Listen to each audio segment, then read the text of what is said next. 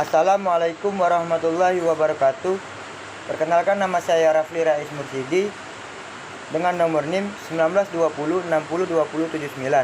Di sini kami akan menjelaskan hasil diskusi kami pada bab 6, yaitu dengan berjudul Kemiskinan dan Ketimpangan dengan Perspektif Islam. Baiklah, saya akan menjelaskan pertanyaan dari nomor 1, yaitu pelajaran apa saja yang dapat diambil dari masalah kemiskinan. Jelaskan. Pembelajaran yang dapat kita petik yaitu wajibnya orang mampu untuk bersosial dengan orang yang derajatnya lebih rendah, baik itu dalam pemenuhan standar hidup manusia, seperti halnya makanan dan minuman harus dapat memenuhi kesehatan dan energi. Berkenaan dengan harta yang wajib dikeluarkan, contohnya zakat. Hal wajib yang harus dilakukan oleh orang kaya juga adalah tanggung jawab sosial mereka terhadap orang miskin, anak yatim piatu, dan orang yang tidak mampu atau lemah secara ekonomi. Maka dari itu, marilah sama-sama kita tuntaskan kemiskinan ini dengan cara giat bekerja, terus berusaha, dan jangan lupa untuk selalu berdoa kepada Allah Subhanahu wa taala, mendekatkan diri kepada Allah Subhanahu wa taala, karena sesungguhnya tangan yang di atas lebih baik daripada tangan yang di bawah. Terima kasih. Selanjutnya akan disampaikan secara langsung oleh Saudari Ria Anissa Putri. Kepadanya kami persilahkan. Assalamualaikum warahmatullahi wabarakatuh. Perkenalkan, saya Ria Anissa Putri dengan NIM 1920602130. Di sini, saya akan menjawab pertanyaan yang kedua dari studi kasus yang pertama. Pertanyaannya yaitu, bagaimana cara mengentaskan kemiskinan sesuai dengan yang telah dicontohkan oleh Rasulullah SAW, dan jelaskan. Kemiskinan merupakan salah satu permasalahan yang hampir selalu ada di setiap era, tak terkecuali di zaman Rasulullah SAW. Di zaman tersebut, ada sahabat serta orang-orang yang juga mengalami permasalahan tentang kemiskinan. Ada banyak faktor yang menyebabkan terjadinya kemiskinan, seperti tingkat pendidikan yang rendah, beban hidup keluarga, terbatasnya lapangan pekerjaan, malas bekerja, hingga keterbatasan sumber daya alam maupun modal. Untuk mengatasi kemiskinan, Rasulullah SAW melakukan beberapa cara. Berikut solusi Rasulullah SAW untuk menyelesaikan persoalan kemiskinan. Yang pertama, memotivasi seseorang untuk bekerja sesuai dengan keahlian dan kemampuannya.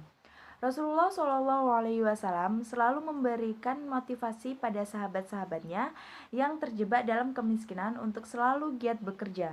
Apapun pekerjaannya, Rasulullah sangat menghargainya, asal tidak meminta-minta. Yang kedua, mendorong proyek-proyek ekonomi di antara kaum muslim. Rasulullah juga menganjurkan seseorang yang tidak memiliki modal awal untuk bekerja sama dengan orang lain. Contohnya, jika ada orang yang tidak memiliki lahan, maka ia bisa menggarap lahan orang lain dengan sistem bagi hasil. Cara ini juga telah dibuktikan oleh kaum Ansor dan kaum Muhajirin. Yang ketiga, mengharamkan riba. Rasulullah SAW sangat melarang umat Islam menerapkan praktik riba. Hal ini karena praktik riba dapat menghambat pertumbuhan ekonomi, membuat orang miskin semakin miskin, membuat orang kaya semakin kaya, serta merugikan masyarakat kecil. Yang keempat, mengelola keuangan dengan baik.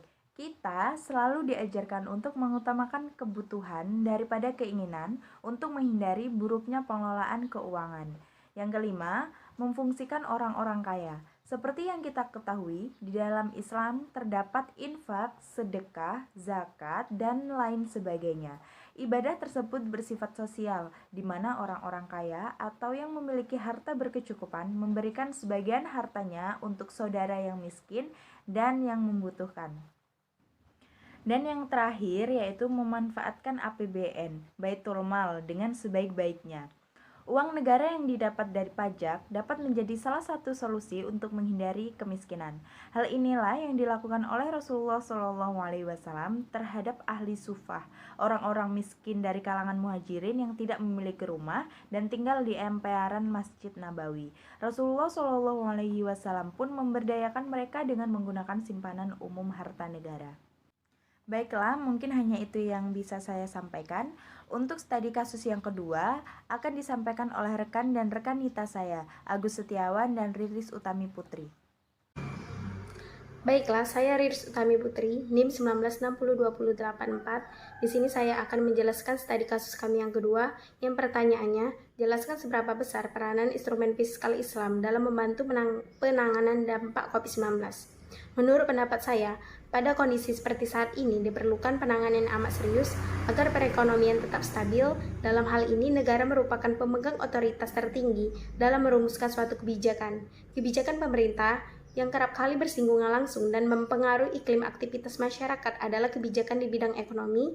Salah satu kebijakan penting yang berada di dalam otoritas pemerintah adalah kebijakan fiskal, di mana negara berperan dalam mengatur kegiatan ekonomi agar tetap terjaga stabilitas dan kesejahteraan rakyatnya, sehingga dapat membantu untuk mengatasi dari persoalan fundamental kemiskinan dan pengangguran.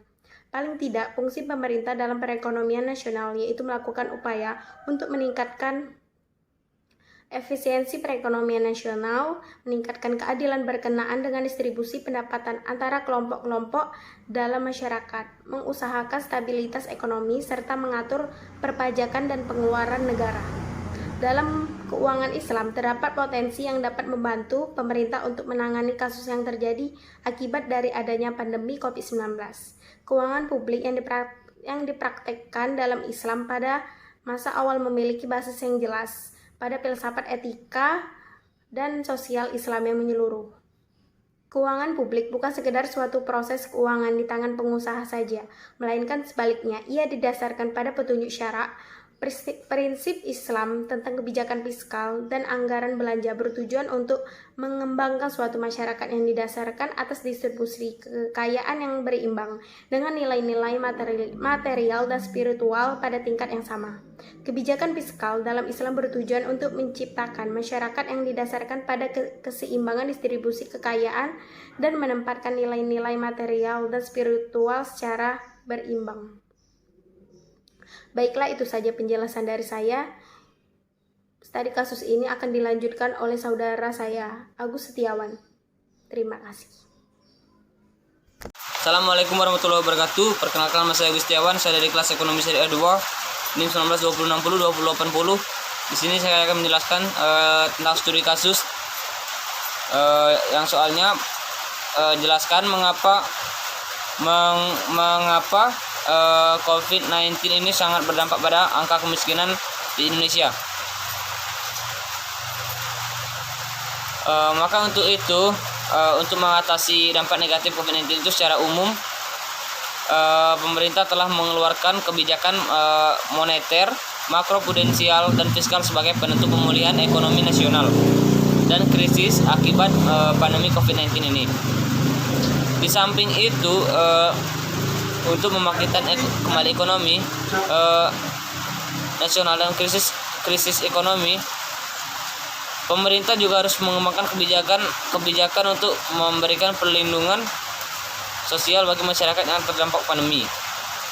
Mungkin itu saja yang dapat saya sampaikan. Saya Hiro. Wassalamualaikum warahmatullahi wabarakatuh. I ain't here for the money, I ain't here for the